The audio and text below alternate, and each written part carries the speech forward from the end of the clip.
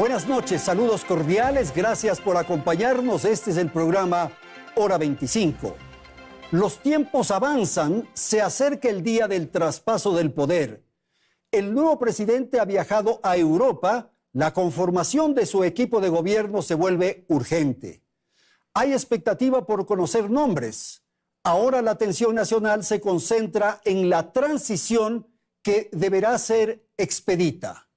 Luego los ecuatorianos pondremos la mirada en la gobernabilidad, los espacios y capacidades que tendrá el nuevo presidente para administrar, dirigir el país en un periodo muy corto. Por lo tanto, los temas de esta noche aquí en Hora 25 son la transición y la gobernabilidad. Nuestros invitados, saludo en Guayaquil a Nicole Saca. Ella es asambleísta electa por ADN. También nos acompaña en Guayaquil Jonathan Parra. Él es asambleísta por ADN también, el movimiento de Daniel Noboa. En Quito saludo la participación de Mauricio Alarcón Salvador. Él es representante de Fundación Ciudadanía y Desarrollo. Y también doy la bienvenida a Decio Machado, consultor político, estratega en comunicación. Estamos listos entonces para empezar. Saludo a Belén. Buenas noches. Adelante. Hola Andrés, amigos, muy buenas noches. El Ecuador tiene un presidente electo democráticamente en las urnas para completar el periodo presidencial hasta 2025.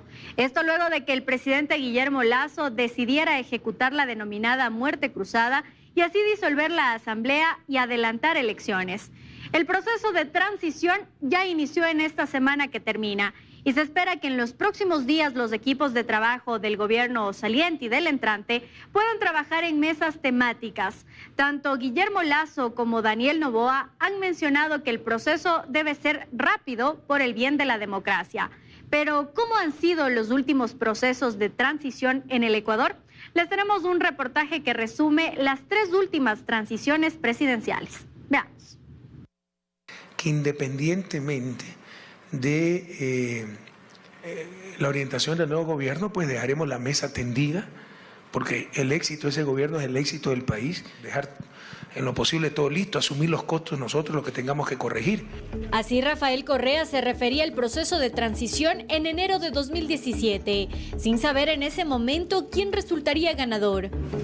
Para el 19 de febrero de ese año, los ecuatorianos decidieron en las urnas que Lenín Moreno, quien representaba la continuidad del proyecto político de la en ese momento denominada Alianza País, se convirtiera en el nuevo mandatario.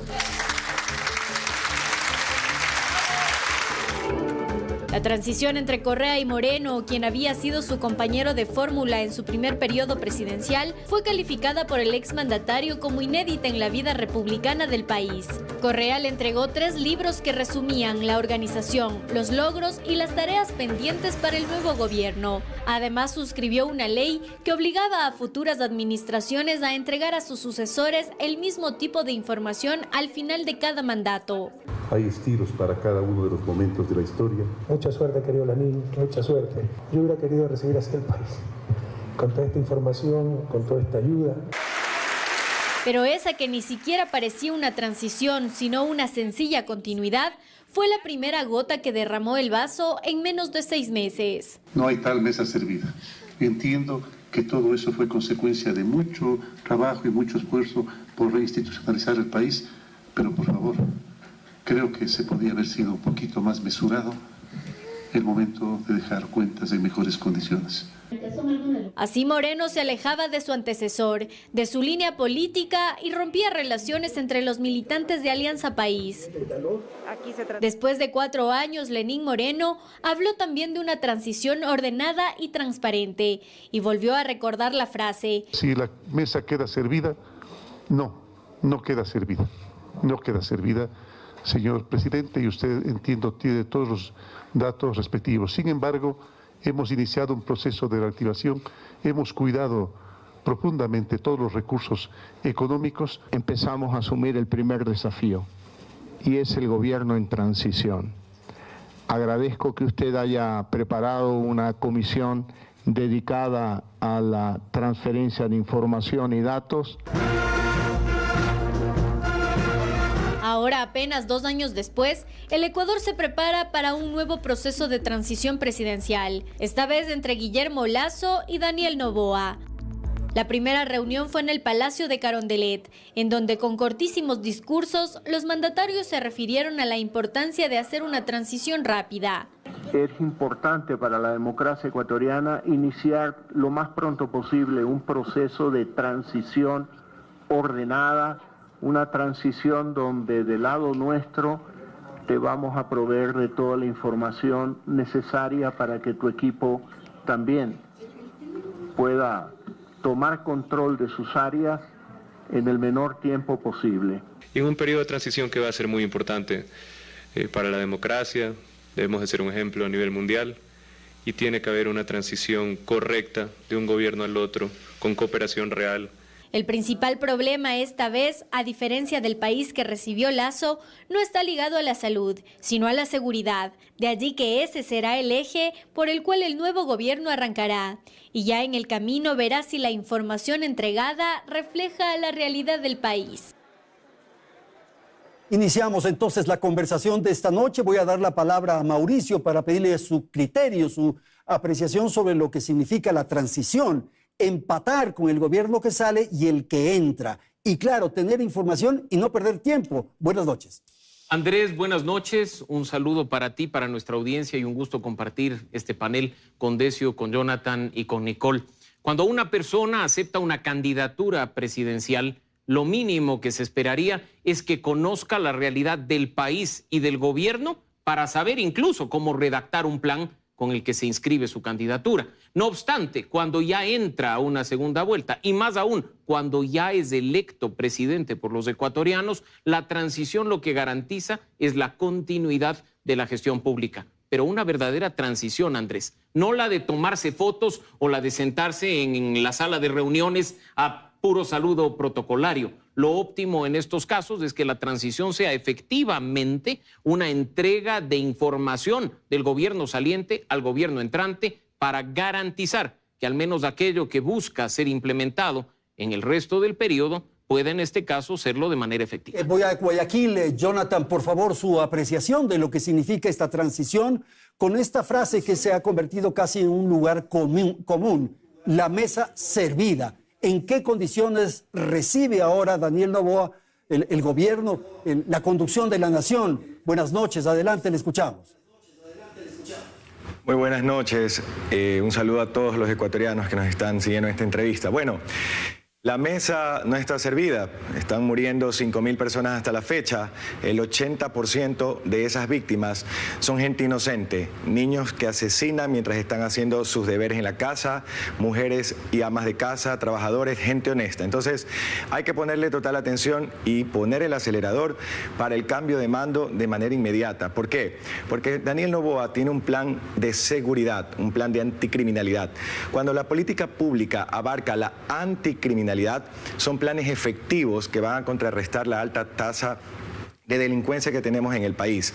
Por eso estoy aplaudiendo democráticamente que el gobierno saliente dé la apertura para que se haga lo más pronto posible. El Ecuador no aguanta más, no hay tiempo que perder. Incluso después del triunfo del 15 de octubre, ya estuvimos en la calle el día lunes, martes, miércoles y seguimos. Ahí están las redes sociales con Lavín Balbonesi, ya llegando otra vez al territorio, porque esto no se trata solo en campaña, se trata de estar en el territorio todos los días, porque ganamos por unas propuestas que la gente quiere ver plasmadas en la realidad. Y hacia eso apuntamos. Ojalá la información sea real, y si no, pues no hay que estar llorando y quejándose sobre lo que ya sabemos que ha pasado, ¿no? Ahora vamos nosotros a implementar un plan de gobierno y también en el legislativo, porque los asambleístas también tienen sus propuestas y proyectos de leyes. Gracias, Jonathan. Voy con Decio Machado, aquí en Quito. Decio, esto que señalaba Mauricio, la necesidad de que uno que aspira a la presidencia y que ya es presidente electo, por lo menos debe tener una idea, una percepción del organigrama de sus colaboradores más cercanos. Sí, por supuesto, yo creo que eso no hay duda, Andrés. En todo caso, me parece que un programa de transición es presentar, digamos, los proyectos que se quedaron abiertos, es decir, los proyectos que están marcados en el presupuesto general del Estado y que todavía no se han ejecutado o están ejecutados en parte, digamos, los proyectos que se quedaron pendientes, es decir, por hacer y que eran un compromiso, digamos, político, es decir, del Gobierno con la ciudadanía, más allá de lo que es, digamos, un análisis de coyuntura del país, que efectivamente, como tú bien indicas, ese análisis de coyuntura lo deberían tener todos los políticos a la hora de plantearse, digamos, de atreverse a disputar la presidencia de la República. Evidentemente tienen que tener contextualizado cuál es la realidad. ¿Y el equipo, los colaboradores, Decio? Bueno, evidentemente, yo creo que ahí estamos viendo cómo de alguna forma, o se siente de alguna forma que el equipo de Daniel Noboa está en fase de conformación. Me da la sensación de que, digamos, ha sido una campaña muy particular esta. Me parece, personalmente, que la campaña de Daniel Noboa en primera vuelta era una campaña más de posicionamiento, es decir, de cara a un futuro inmediato, que de disputa por la presidencia. Digamos que, de alguna forma, las coyunturas, las lógicas de la campaña electoral le han hecho, digamos, poder ganar la presidencia de la República. Eso ha sido democrático, ha sido la elección del pueblo, está muy bien, es legítimo, es decir, y ahora me parece que está en la fase de conformación de ese gobierno y habrá que ver quiénes son los titulares de la cartera, quiénes conforman el gabinete de ministros. Ok, voy a ir a Guayaquil nuevamente para pedirle a Nicole una apreciación sobre lo que han dicho, han tratado sus compañeros de panel, pero quizás detenernos en el equipo de gobierno. ¿Usted cree que Daniel Noboa tiene la posibilidad de convocar, de reclutar? Se habla de alrededor de 200, 250 que son los más cercanos del primer aro, del primer anillo de gestión gubernamental, y después alrededor de 2.000 en un círculo más amplio, en un anillo más amplio. ¿Qué ocurre con los colaboradores del presidente Noboa? Buenas noches al pueblo ecuatoriano. Primero agradeciendo el espacio y pues comunicando.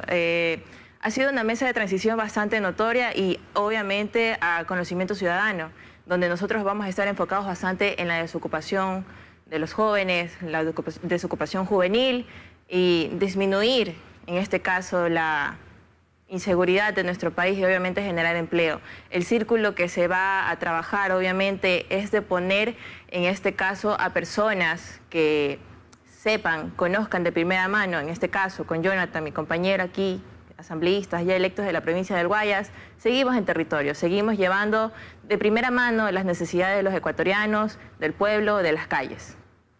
Quisiera quedarme en Guayaquil con Jonathan. ¿Hay alguna explicación, alguna referencia que usted nos quiera compartir sobre la presencia de Alberto Dajic en el encuentro con el presidente Lasso aquí en el Palacio de Gobierno? Bueno, el presidente electo y el propio, el señor Dajic, mejor dicho, hizo público acerca de que no es parte del gobierno ni será parte, sino que fue invitado como un asesor para conocer las cifras económicas. Pero el presidente Daniel Noboa tiene un equipo técnico de gente nueva, de gente capaz, no populista, porque ese es el daño que nos ha hecho la vieja clase política que debemos dejarla atrás. Por eso la presencia en el círculo, sobre todo de Daniel Noboa, de gente capacitada como la que hemos visto durante toda la campaña en primera y segunda vuelta. Nosotros no descansábamos y estaba un equipo que incluso fue anunciado por el propio presidente, hoy ya electo por los ecuatorianos. Gracias, Mauricio. Y el estilo de gobierno, se hablaba algo en la presentación de Belén, el estilo de gobierno. De hecho, Daniel Noboa es corto, digamos, en palabras, no hace discursos grandilocuentes, sino más bien exposiciones cortas. El estilo me parece interesante, ¿no? Sin duda, y lo más importante, Andrés, es que quien ejerce el cargo de presidente de la República lo haga con responsabilidad y con pleno conocimiento de cuáles son sus atribuciones y sus competencias de acuerdo con la Constitución, que sepa y tenga capacidad de dialogar no solo con los demás sectores políticos, sino también con los sectores sociales y con la ciudadanía en general, y que su estilo, más allá de si le acompaña o no su capacidad discursiva, sea de no estar de espaldas al pueblo ecuatoriano, sino de abrir el gobierno para que la ciudadanía pueda formar parte activa de los procesos de toma de decisiones. Daniel Noboa, Decio, es un misterio, es un enigma. ¿Qué apreciación tienes? No, sí, yo creo que es un enigma, es decir, enigma. Porque, digamos, su trayectoria política es limitada, es decir, ejerció como asambleísta durante el corto periodo de tiempo que duró, digamos, la legislatura esta saliente y concretamente la de la Asamblea Nacional tras la muerte cruzada o a partir de la muerte cruzada, es decir, es un periodo muy corto y, digamos, sus capacidades en gestión pública están por demostrarse, ¿no? En este sentido, efectivamente, es una incógnita, habrá que ver, y yo creo que enjuiciar un gobierno que no ha tomado todavía posesión, ni siquiera se han vestido, pues evidentemente sería muy atrevido y muy inadecuado, ¿no? Por lo tanto, bueno, habrá que esperar, es decir, cómo sean esos periodos de gobierno, ¿no? Quiero ir con Nicole en Guayaquil para pedirle una apreciación respecto a esto, en atención a que la expectativa nacional podría ser, bueno, que no hable tanto y que haga obras. Quizás esa podría ser esa expectativa, esa esperanza que le menciono, por favor. Claro que sí, Daniel es una de las personas que va a trabajar en pro y en progreso del país. Por algo nuestra campaña ha estado basada en la generación de empleo, en la seguridad, de generar seguridad verdadera. Por eso nosotros, en este caso, como asambleístas, nos vamos a enfocar a darle ese apoyo y ese respaldo desde la parte legislativa para poder cumplir con las promesas de campaña. Jonathan, ¿qué piensa usted respecto a la opción que han planteado algunos colegas suyos en torno a la consulta popular? ¿Usted cree que esa podría ser una vía para sortear ciertas dificultades que se le presente con la Asamblea?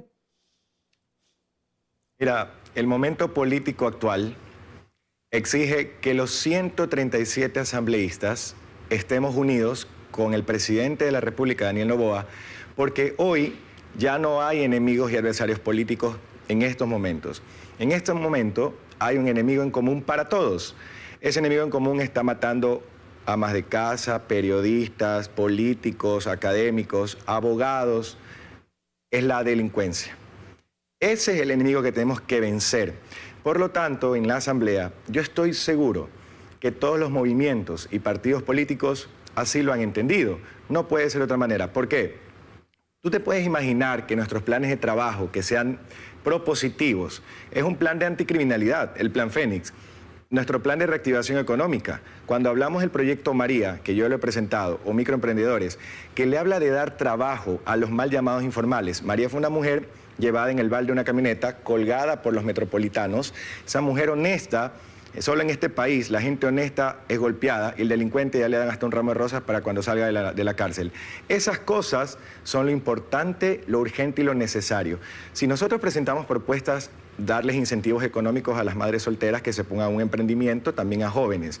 Si hablamos del proyecto de Ley Adán, o de lucha contra las enfermedades catastróficas. Adán fue un niño que murió de leucemia. El único obstáculo que tuvo Adán para vencer esta terrible enfermedad es el mismo que tenemos la clase media y los escasos recursos. No tener plata. Hay un presupuesto en salud de 3.500 millones de dólares. ¿Hay esa plata en los hospitales? Ni hay paracetamol. Eso es lo urgente y necesario. Entonces, el mecanismo democrático de apoyar las propuestas de leyes económicas urgentes de 30 días en la Asamblea debe existir, con 137, con 130, con 121 votos, pero debe existirlo. ¿Quién se puede oponer a que la gente tenga seguridad, trabajo, salud? En mi sano juicio, por más que seas de izquierda, derecha, radical, hoy estamos unidos con una camiseta que se llama Ecuador. ¿Tú, Decio, ves la posibilidad de un acuerdo, de una alianza entre el correísmo y el gobierno de Daniel Noboa? Bueno, eso debería ser el deber ser, ¿no? De alguna forma, ¿no? Pero me parece que la realidad política de este país nos ha demostrado otra cosa, ¿no? Históricamente, ¿no? Entonces me parece que hay agendas personales de los asambleístas, no hay estructuración de los partidos políticos, por lo tanto muchos candidatos se montan en los partidos políticos porque es una plataforma, es decir, para poder correr en las elecciones. Estoy pensando tanto en el legislativo como en el ámbito presidencial. Esto significa al final que eso genera agendas propias, no hay una hoja de ruta del partido, no hay un marco, digamos, de ideológico, ni hay un proyecto, ni un programa, y esto significa que al final te ves, digamos, hipotecado para generar consensos necesarios en la Asamblea Nacional, tener que negociar agendas que no son pro país, sino que son más bien de intereses tal. Y claro, la cercanía de las elecciones del 2025 contamina esto, y muchos estarán pensando, me quemo con el gobierno de Daniel Noboa. Pero Andrés, yo creo que más bien la cercanía de las elecciones del 2025 son una oportunidad para demostrarle al país que es posible dar resultados. si es que hay alguien, desde el presidente electo Noboa hasta los propios nuevos legisladores que van a buscar su primera elección efectiva en febrero de 2025, tienen la gran oportunidad de demostrarle al país que son distintos a aquellos que se fueron por la muerte cruzada o aquel gobierno que está por terminar. Los resultados rápidos en materia de seguridad, economía y lucha contra la corrupción pueden resultar más bien un aspecto positivo de cara a lo que será el proceso electoral. No te olvides que el gobierno podría entrar en funciones, igual que la Asamblea, durante los primeros días de diciembre, y la convocatoria al año electoral tendrá lugar en febrero de 2024. Sin duda. Vamos a hacer una pausa, Mauricio y amigos del panel. Tenemos información publicitaria. En un instante retornamos.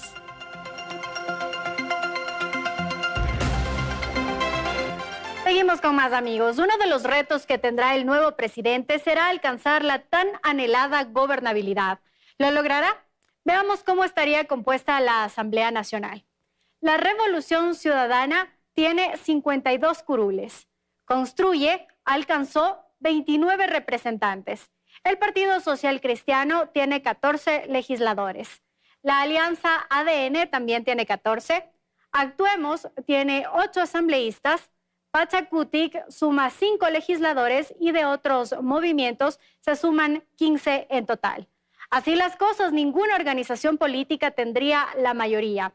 Recordemos que se requieren 70 votos para alcanzar la mayoría absoluta y 92 para la mayoría calificada. Por lo tanto, se requerirá hacer alianzas. Pero ¿cómo realizar esas alianzas? ¿Cómo hacerlas sobre la mesa sin convertirse en pactos a cambios de la entrega de ministerios, hospitales, entre otras cosas? ¿Y cómo evitar que la Asamblea Nacional vuelva a convertirse en un organismo obstructor? Vamos contigo, Andrés.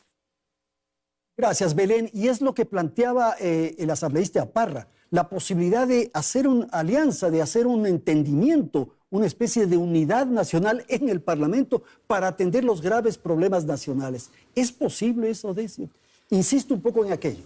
Sí, bueno, yo vuelvo a repetir, quiero decir, me parece que eso debería ser la cercanía de las elecciones enturbia. Yo creo que la cercanía de las elecciones enturbia eso porque, digamos, la política es conflicto. Es decir, si existe política es porque existe un conflicto. Es decir, conflicto de intereses, conflictos ideológicos, conflictos de visiones con respecto a por dónde debe ir el país y cómo debe estructurarse la sociedad, etcétera. Y esto significa que, digamos, esos conflictos se tienen que dar en el marco electoral. Si no se dan, es decir, difícilmente, es decir, se puede competir electoralmente. Bueno, pero entonces, me parece que la coyuntura obliga de alguna forma a que se tensen las posiciones, digamos, de disputa en el marco político nacional, de tal forma de que se marquen las diferencias de cara a la próxima campaña electoral. Entonces, el contexto no ayuda más allá de la historia del Ecuador. Bueno, pero nos podemos unir en ciertos temas. Por ejemplo, la seguridad es un asunto en el que podríamos estar todos los ecuatorianos. La recuperación del empleo, el tema del IES, de la seguridad social. O sea, si hay unos 3 o 4 puntos en los que nos podemos poner de acuerdo. Y fundamentalmente el tema del empleo y fundamentalmente el tema de la seguridad, porque han sido los elementos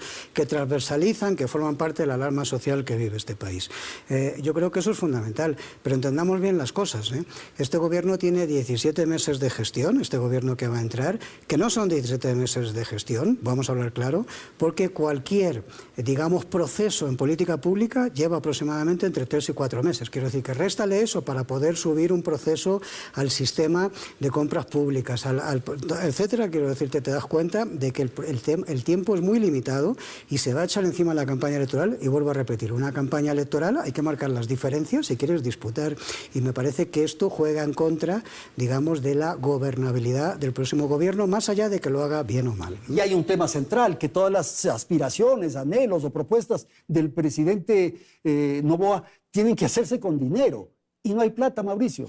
¿Tú ves la posibilidad de modificaciones, de reformas, de decisiones estructurales, subsidios, impuestos? ¿Qué crees tú? Andrés, el mayor problema, diría yo, con el que empieza el gobierno de Daniel Noboa es el hecho de que, por culpa de la muerte cruzada, ni siquiera hay los tiempos necesarios para discutir de la manera adecuada un presupuesto. Entra con un presupuesto cerrándose 2023 y prorrogado para el año 2024. Daniel Noboa entra además con el Plan Nacional de Desarrollo de Guillermo Lasso, porque no nos olvidemos que no va en 17 o 18 meses a construir un nuevo plan nacional. El Plan Nacional de Desarrollo es 2021-2025 y tendrá que ajustar su plan de gobierno a ese Plan Nacional de Desarrollo cuatrianual, que es con el que recibe el país en esta situación extraordinaria producto de la muerte cruzada. Y recibe con fenómeno del Niño, recibe sin los ingresos petroleros del Yasuní y con vencimientos de la deuda en el próximo año. Y con baja en la producción petrolera, porque por mucho que el precio del petróleo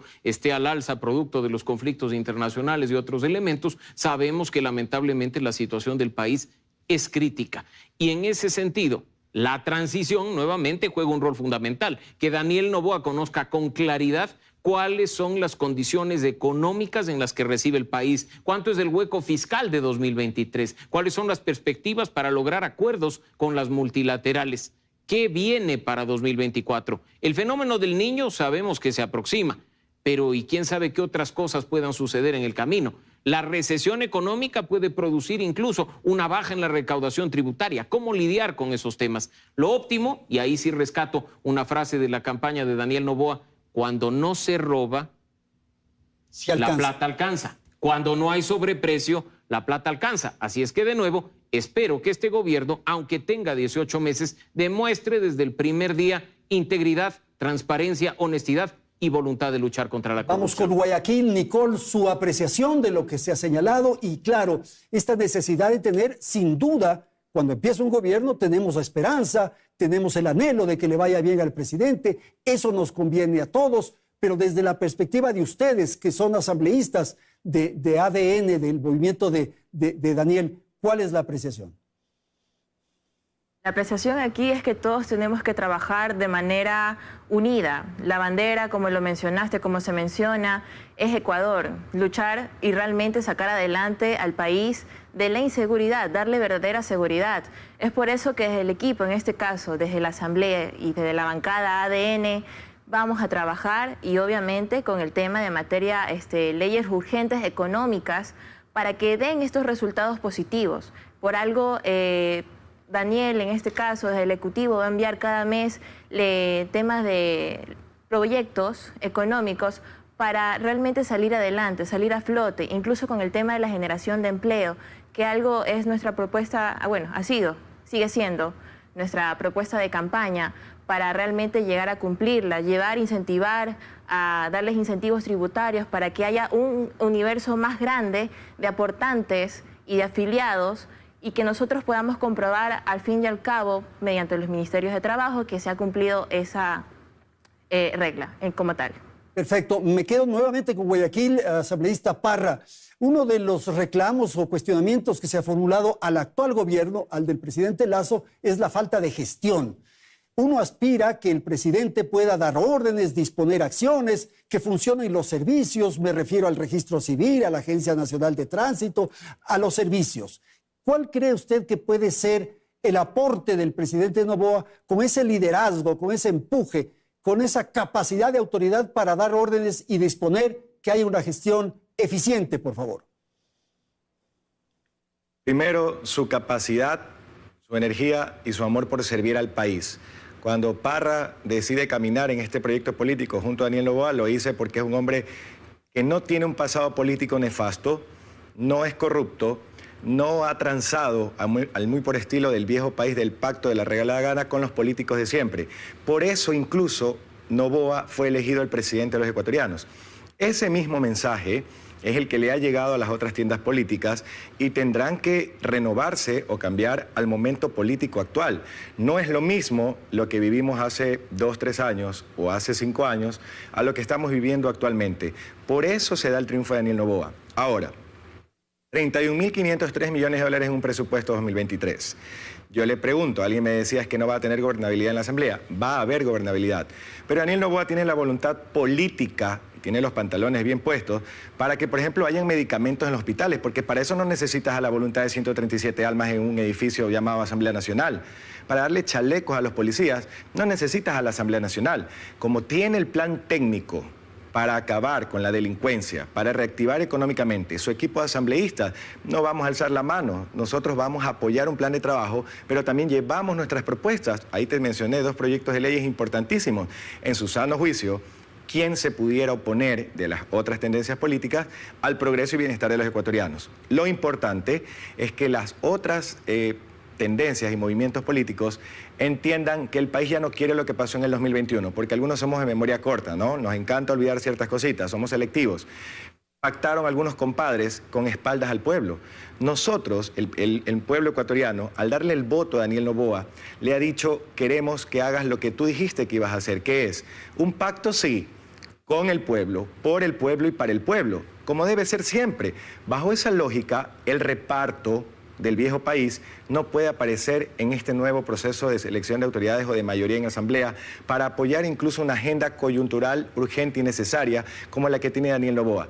Porque en este momento lo urgente es que no sigan muriendo niños inocentes donde un infeliz le da bala y no sigan teniendo a la gente que buscar empleo y no encuentran ni siquiera poder trabajar informalmente porque alguien les da garrote en lugar de oportunidades. Eso es lo que nosotros vamos a corregir, y no solo ADN, sino también con el presidente Daniel Noboa, pero los 137 asambleístas. Gracias, asambleísta Parra. Mauricio, el escenario parlamentario es uno, y ahí se maneja la política, digamos. Pero hay otro escenario, lo que denominamos normalmente las calles. ¿Qué ocurre con el movimiento indígena, que ya ha dado una alerta? ¿Qué sucede con ambientalistas que estarán pendientes al tema del Yasuní? ¿Qué ocurre con los temas de género? En fin, o sea, hay otro escenario también, ¿eh? Por supuesto que sí, Andrés, y creo que hay que separar las cosas, porque quien va a reclamar por el resultado de una consulta y su efectiva implementación no puede ni debe ser comparado con un movimiento que viene antes de posesionarse el presidente con un pliego de peticiones exigiendo que si no son atendidas se, en ese caso, esté frenteando las consecuencias. Yo creo que eso es totalmente inadecuado. Primero, hay que dejar que el presidente inicie el gobierno, que empiece a ejecutar, que al menos, ojo, que no hay esos 100 días de paz y de calma que se da coloquialmente, porque 100 días y prácticamente se pasó la tercera parte del gobierno, pero lo que se espera es ver algo de resultados para al menos saber por dónde va el gobierno de Daniel Noboa. No es cuestión de simplemente decir el plan de gobierno es este o esto es lo que va a pasar con la asamblea, porque sabemos que el inicio formal de acción, de ejecución, se verá solo desde el día en que tome posesión del cargo, firme los primeros decretos, constituya su gabinete y se vea voluntad política de acción en servicio de los ecuatorianos. Como dijo Decio, que me gustó la palabra, que se vista. O sea, que se vista ya de presidente. Que tome posesión formal del cargo. En este momento, Daniel Noboa es presidente electo. Está entendiendo, hasta su posesión, la dinámica del país que va a recibir. Está conformando su gabinete. Esperemos que no pase como pasó con el gobierno de Guillermo Lasso, que recordarás tú, el día que tomó posesión del cargo dijo: disculpen, pero mi gabinete no está completo, me faltan algunos cargos por definir. Esas cuestiones son nefastas, porque en este momento el país quiere resultados inmediatos, quiere ejecución inmediata, no quiere excusas, no quiere que después se le diga el Ministerio del Interior no ha podido ejecutar más que el 5% de su presupuesto porque no queremos formar parte de procesos corruptos. Excusas de mediocres al frente de las instituciones del Estado no tienen cabida en un gobierno corto como este. ¿Qué ocurre con la juventud del señor presidente Noboa? ¿Cómo leer aquello frente a lo que se ha señalado? Que el gabinete debería ser juventud y experiencia, Decio.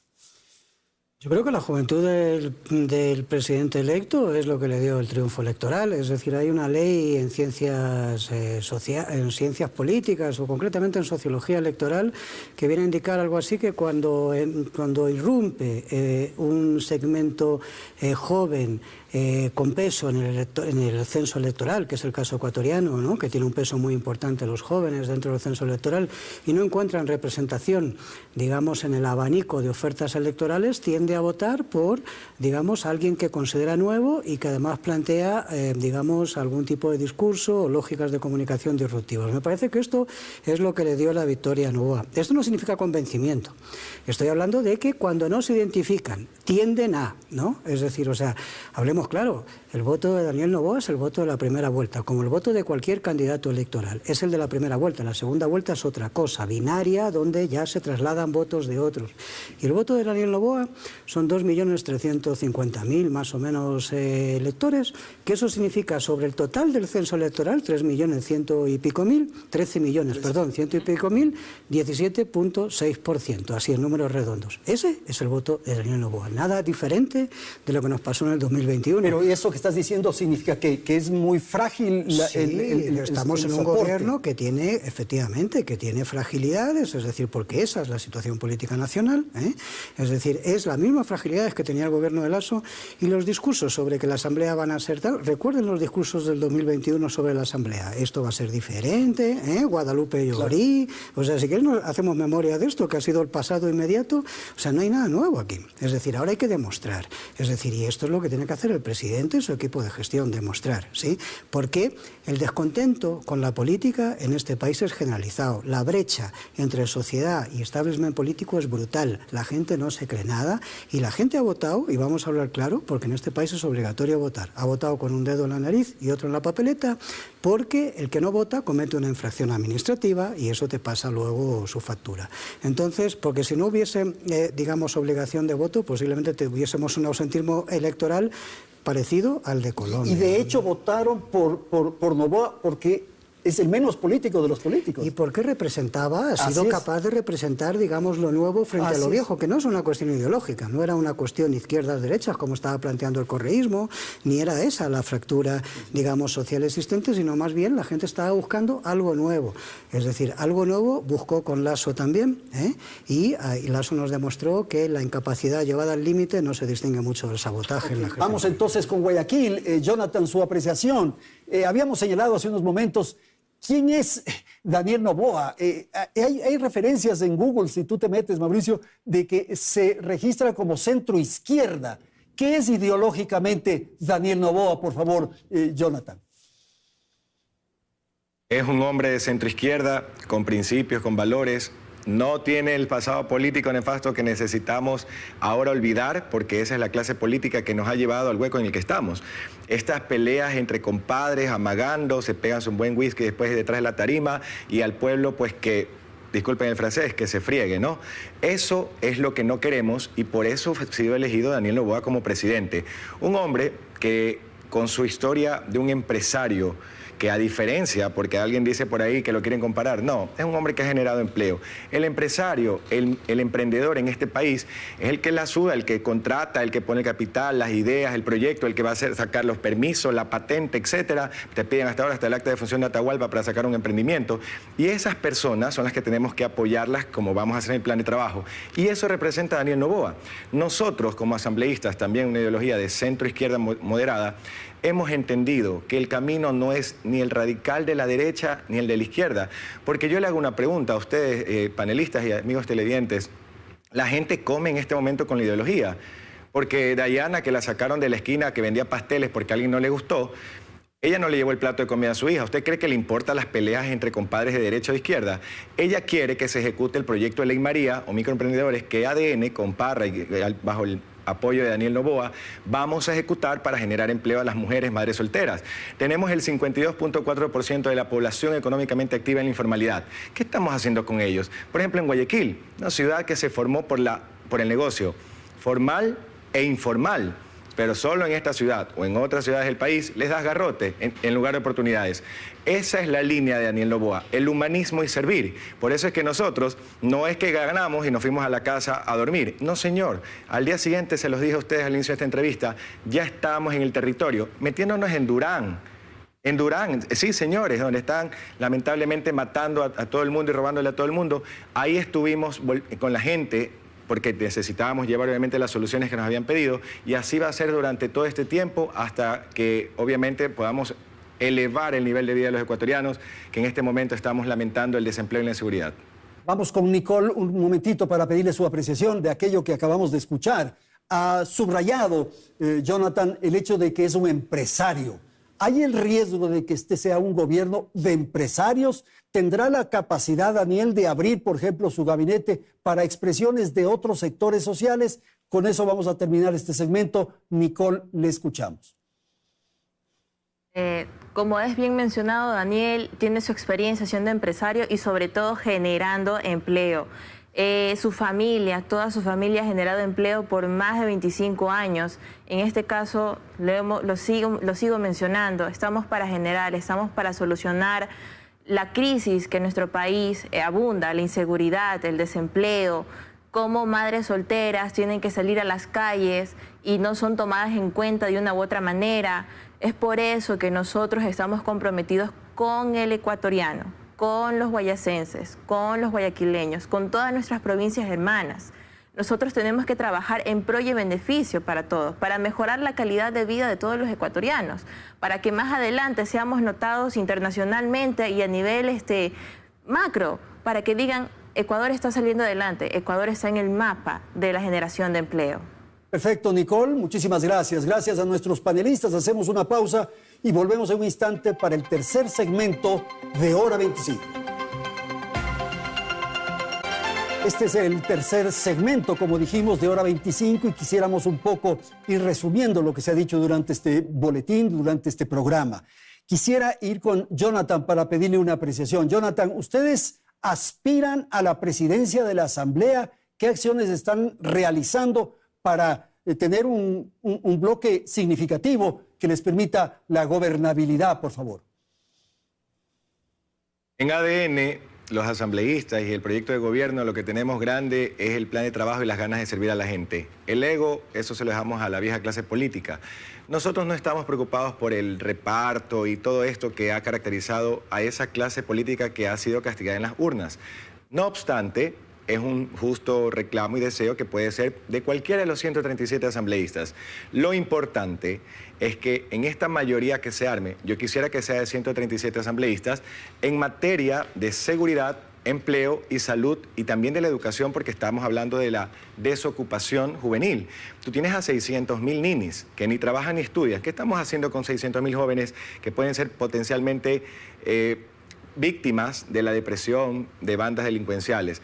Hacia eso apuntamos con nuestro plan de trabajo. Por lo tanto, en la Asamblea debe primar que cualquiera que sea el presidente, los vicepresidentes y los vocales o las presidencias de comisiones, sea por una mayoría no coyuntural o por el reparto o por el secuestro de la estructura del Estado. Porque a lo que la gente le interesa es que si se arma una mayoría, no sea solo para el puestito, sino para ejecutar esa agenda importante que va a solucionar los problemas de la gente. Así que nosotros hemos conversado con todas las bancadas, como es en democracia, es sano, tienes que conversar con todos porque aquí no se está escondiendo detrás de una tarima. Estas son conversaciones que vamos a hacerlas públicas, porque lo que queremos es, hermanito, aquí está nuestra agenda, estamos generando empleo, nuestra agenda no contiene vulneración de derechos, no es que tienes 2 vaquitas, te quitamos una, no tiene mano, no, mejor dicho, tiene mano dura al delincuente y tiene finalmente protección para la gente buena y honesta de este país. ¿Quién se puede oponer a armar una mayoría que supere los 70 votos, pero sobre todo de 137? Esa es nuestra línea. Espero y aspiro que la clase política en general ha entendido el mensaje del pueblo ecuatoriano en las urnas. Ahora, Decio, ¿se podría pensar que el presidente puede llevar adelante una serie de acciones, de decisiones sin necesidad del Parlamento, de la Asamblea Nacional? No, es decir... Hay cosas que sí se pueden hacer. Pues. Hay cosas que se pueden hacer porque por ejemplo, concesionar las vías, las carreteras para que estén en buenas condiciones. Por supuesto. Mejorar el registro civil, mejorar la Agencia Nacional de Tránsito, esas cosas pueden hacer. No, hay una parte de la gestión, evidentemente, que tiene que ver con la capacidad ejecutiva, ¿sí? Es lo que no hemos visto en el gobierno de Lenín Moreno ni lo que hemos visto en el gobierno de Guillermo Lasso, ¿sí? Capacidad ejecutiva, saber gestionar la política pública. Verás que la política pública, la gestión de política pública no tiene nada que ver con la capacidad de gestión en materia del sector corporativo privado. Nada que ver, ¿eh? Los mecanismos son diferentes. Hemos estado con un gobierno corporativo. El gobierno de Guillermo Lasso es un gobierno corporativo. Es decir, su próximo candidato presidencial, que apunta a ser el actual canciller, es quiero decir, es un CEO, ¿no? O sea, quiero decir con esto de que hemos estado en un marco de gobiernos que han sido capaces, es decir, o individuos que han formado el gobierno, que han sido capaces, digamos, de dinamizar sus empresas, de gestionar adecuadamente y ser sus exitosos sectores, en ese ámbito, exactamente, tal vez, ¿no? y luego han tenido problemas muy serios en la gestión de lo público. Es de esperar que este gobierno haya sido, digamos, atento a esta situación y no cometa el mismo error. Sí, pero evidentemente me parece que hay una parte que tiene que ver con la gestión y otra parte que tiene que ver con la lógica normativa, es decir, la generación legislar, es decir, para generar las condiciones para X objetivos. Y esas, digamos, esa lógica de legislar es un marco que se dirime en la Asamblea Nacional. Por lo tanto, evidentemente, el legislativo, el poder legislativo tiene una función fundamental, digamos, en la gestión de gobierno. Hay, digamos, 5 poderes en la Constitución ecuatoriana. ¿Qué piensas de esto, por favor, Mauricio? Yo creo, Andrés, que hay que partir de comprender que hay cuestiones que en la Asamblea Nacional no pueden empezar de cero. Hay proyectos de ley que quedaron listos para votación. Hay proyectos de ley que se encuentran listos para segundo debate. Hay cuestiones urgentes y prioritarias como una ley de gestión de riesgos a propósito de la llegada del fenómeno del Niño. Comprendo que habrá bancadas y que habrá legisladores individualmente con opción de proponer proyectos de ley, pero el tiempo promedio de aprobación de una norma en la Asamblea Nacional es de 2 años, tiempo que no lo van a tener durante este corto mandato. Así es que sería mucho más sensato que quienes incluso entren a la Asamblea Nacional de cualquiera de los bloques sepan ya a lo que van en cuanto a la agenda legislativa. ¿O vamos a tener acaso en este momento a un presidente, vicepresidentes, vocales y jefes de bancada que se sienten a consensuar una nueva agenda legislativa con todo el proceso que eso trae? De ninguna manera. El presidente, por supuesto, que puede ejecutar de manera directa para que no pase vergüenzas como el gobierno saliente de ejecuciones presupuestarias en algunos ministerios menores al 10% en cuestiones como la seguridad o la vialidad. Para ello sí, no necesita de la Asamblea Nacional, pero para otras tantas cosas, incluso para el contrapeso político y para la fiscalización, contar con ese órgano legislativo es que el Parlamento juega un rol fundamental en la democracia, que es justamente la fiscalización. ¿Cuál es el primer poder del Estado, Andrés? De ley el Parlamento, pero para obstruir también puede servir. Por supuesto, y en eso diría yo que Daniel Noboa parte con una ventaja, también la de los tiempos, también la del tema de que es prácticamente imposible que pueda ser objeto, bueno, sabemos que en política siempre hay posibilidades, de un nuevo intento de destitución por la vía de la muerte cruzada, pero en este caso lo que se espera por parte del país es que contemos con una asamblea, insisto, responsable, en la que los 137 legisladores al menos tengan un inventario de lo que van a recibir al momento de tomar posesión del cargo. Ahí también, Andrés, es importantísima y vital una transición. Y entonces ese es el rol del Parlamento, el rol del Ejecutivo. ¿Qué debemos esperar? Eficiencia en la gestión, capacidad de, digamos, de ser ejecutivo, sí, apuntar bien con la política pública y 4 elementos que son los que la gente va a valorar al final, que son los que componen un liderazgo. La imagen del presidente después de este año y medio de gestión, digamos, la credibilidad institucional, la confianza y su capacidad en los resultados, es decir, su labor en la gestión, que es urgente y que no es fácil, ¿eh? Es decir, porque en tan corto periodo de tiempo, digamos, generar política pública capaz de disminuir adecuadamente, digamos, el nivel de violencia existente o de generar empleo, es un reto, y ese es el reto que enfrenta el actual gobierno y el que enfrentaría cualquier otro que hubiese llegado en una situación como la que ha dejado este país el gobierno actual. Ok, vamos con Nicole. Nicole, esta necesidad de tener optimismo, de tener esperanza, que yo le preguntaba hace unos momentos. ¿Estamos en condiciones de pensar que va a ser exitosa la administración del presidente Daniel Noboa? Por favor. Siempre hemos estado abiertos a trabajar de manera en un solo puño para realmente sacar adelante. Nosotros, en este caso, como nuestra tarea del equipo legislativo desde la Asamblea, estamos para apoyar al Ejecutivo, para darle la respuesta. Realmente aquí todos tenemos que darle la gobernabilidad a nuestro presidente electo, Daniel Noboa, para poder trabajar, porque el ecuatoriano ya está cansado, de que siempre se arme, perdón la expresión, el espectáculo dentro de estas representaciones de la ciudadanía, en este caso la Asamblea, el asambleísta, de que se van por las ramas y no priorizan lo que es de manera urgente, la seguridad, la generación de empleo. incluso de que darle la desocupación juvenil y que los chicos ya salgan de las calles, que los chicos entren a las universidades, que los chicos tengan educación de calidad, que los chicos puedan incluso tener su primera experiencia laboral de una manera que pueda ser llevadera y para que ellos puedan llevar el sustento económico a su familia y obviamente, ¿por qué no?, también seguir formándose profesionalmente. El ecuatoriano quiere respuesta, quiere soluciones, quiere hechos y no tantas palabras. Perfecto, muchísimas gracias Nicole, muchísimas gracias a nuestros panelistas que han estado aquí en la ciudad de Quito y por cierto también en Guayaquil. Gracias a la audiencia, felicidades Ecuador.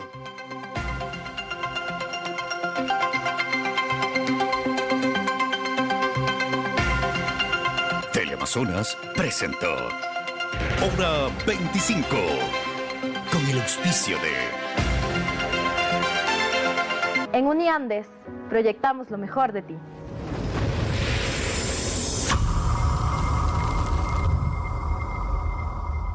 Te invitamos a ganar el partido más importante. El que jugamos en pro del planeta. Te necesitamos en la defensa. Todavía podemos ganar. Porque si no lo hacemos, no habrá un mañana. No habrá otro partido. Produbanco.